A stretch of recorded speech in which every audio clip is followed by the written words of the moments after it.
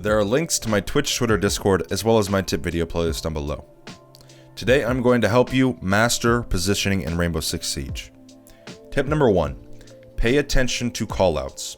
Callouts should tell you where you should be playing and how you should play it.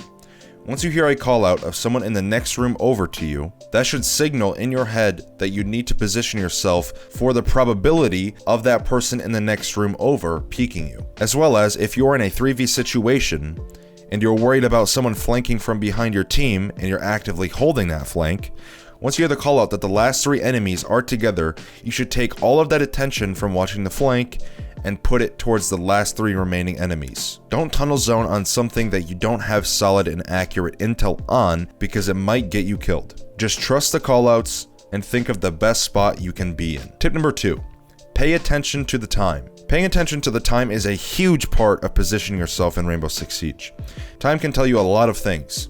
Most importantly, it can tell you when a team is going to have to flood the site. Now, if you don't know what flooding a bomb site is when the last remaining enemies rush into the bomb site with little time left.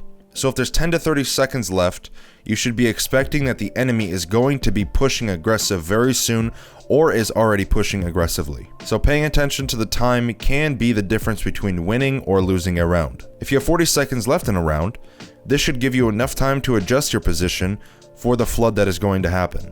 So when you are positioning yourself off of time on the clock, you also have to remember the last callouts where people are, because a whole team isn't going to rotate their push with 30 seconds left. Tip number 3. Where do you hear a lot of gunshots / utility from? Paying attention to gunshots and utility is crucial to having good positioning. Once you start playing Rainbow Six Siege more, you will start remembering what certain guns sound like. Also, paying attention to utility that's being used. The sound cues can also give you the same information. If you hear the hissing of a thermite charge, that most likely means that another person is with that thermite to help him breach, or a Thatcher EMP detonating. These are things that can tell you where certain operators are during a round. Tip number 4.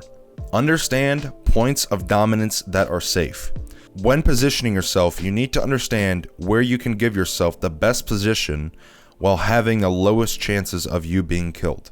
The best way to learn points of dominance is watch Pro League and understand where those players like to sit and understand why they sit there. The best example I can give is the green box in cash room on the map Clubhouse. This area is commonly played because it can hold 3 main pushes. It can deny a push from construction, CCTV, window jump in, and top red stairs. It can hold 3 very important areas while also having solid cover. That is a point of dominance, where you can hold the most amount of map control with the least amount of possibility of you being killed. Tip number 5. Fill the gaps in your defense. Filling gaps in your defense is something some players can't understand. So let's go back to the green box in cash room on the map Clubhouse. Let's say your teammate is playing this box and he dies. Now you have 2 options.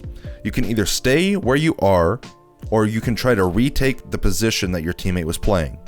Let's say you don't retake it. Well, this means that the attackers are 1 step closer to having site control for a plant.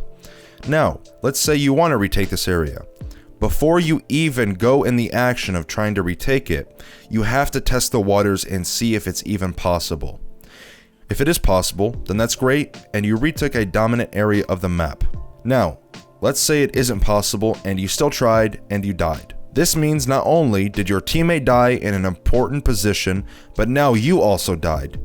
It's best for you to be in a less dominant position and alive than trying to retake a more dominant position and dying. Now, I hope you guys enjoyed the video. If you did, make sure you guys subscribe, leave a like, and hit that notification bell. I appreciate all the support. As I said at the beginning of the video, there are links to my Twitch, Twitter, Discord, as well as my tip video playlist down below. Make sure you guys go follow me on my Twitch and Twitter. I stream on Twitch every single day, so if you are struggling with something else, come into that Twitch chat, ask me that question, or ask me that idea, and I'm more than happy to answer your question. Make sure you guys go follow me on my Twitter so that way you can keep up to date with what is going on in my life. And go check out my tip video playlist down below. I have over 30 different tip videos in that tip video playlist, so if you are struggling with something else in Rainbow Six Siege, there are high chances I've already made a tip video on it. I hope this video gave you some new insight into the game or gave you some new ideas, and I'll see you guys in the next video.